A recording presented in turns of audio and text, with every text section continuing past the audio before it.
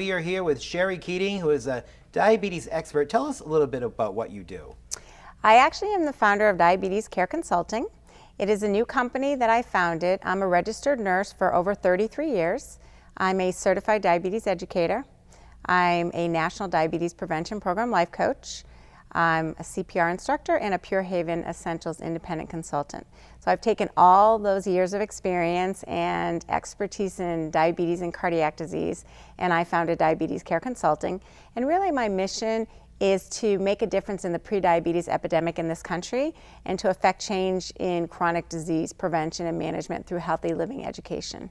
And what do you think caused the cause of the epidemic that's in America right now? Obesity and sedentary lifestyles. What are some of the things people can do to prevent being pre-diabetic or diabetic?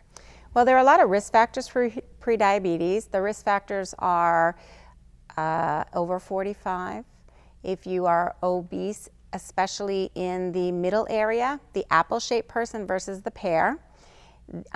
Certain ethnic groups are at high risk for prediabetes. If you have high blood pressure, if you have elevated triglycerides, which is part of the cholesterol profile, or low good cholesterol. If you have a family history, mother, brother, sister, father. If you have had pregnancy related diabetes, and if you are sedentary. So what you can do is lose weight, eat healthy, and exercise. What types of people come to you for advice that you counsel?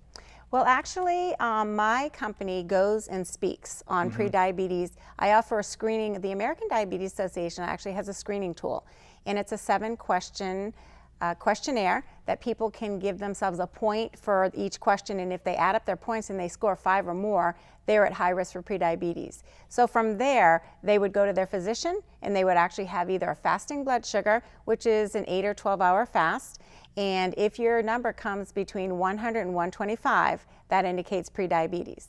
The other test you could have is called an A1C, and that's kind of a camera snapshot of the previous 3 months of your blood sugar regulation. And if you're 5.7 to 6.4, then you would be diagnosed with prediabetes.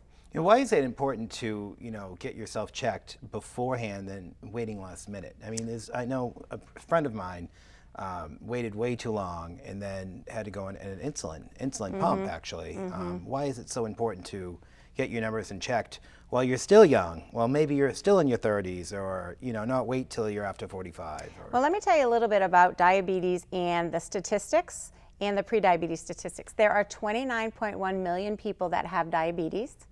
About a quarter of our seniors, about 12% of kids or people aged 20 and older, and we have 208,000 under 20, and 5,000 per year are being diagnosed under 20 with type 2 diabetes.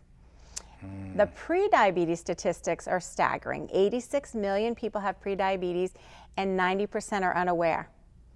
And we need to increase awareness of this epidemic and reverse insulin resistance, and that's the cause of prediabetes. So insulin resistance is when we're still making insulin from our pancreas, but we're not able to utilize that insulin properly at the cell level, and our sugar doesn't go into the cell like it's supposed to because of the insulin resistance, and that's due to the obesity, especially around the belly, and the lack of regular cardiac exercise.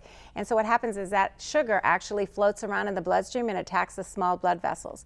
So diabetes is actually the leading cause of adult onset blindness, kidney disease, and lower limb amputation. So the sooner people become aware that this is really a real problem, what the risk factors are, get screened and get tested. When you're pre-diabetic, when does it go into actual diabetes? Then you have to go on metformin or insulin.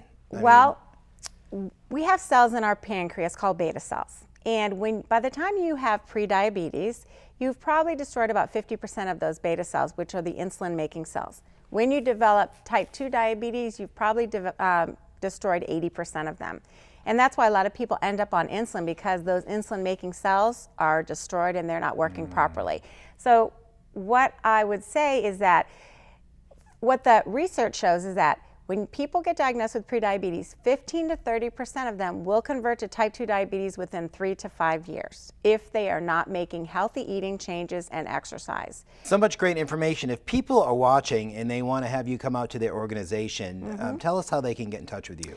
Okay, first of all, my website will be launched next week. It's going to be www.diabetescareconsulting.com. My email is diabetescarewithak consulting@gmail.com. And they can reach me on my work cell, 508-864-5142.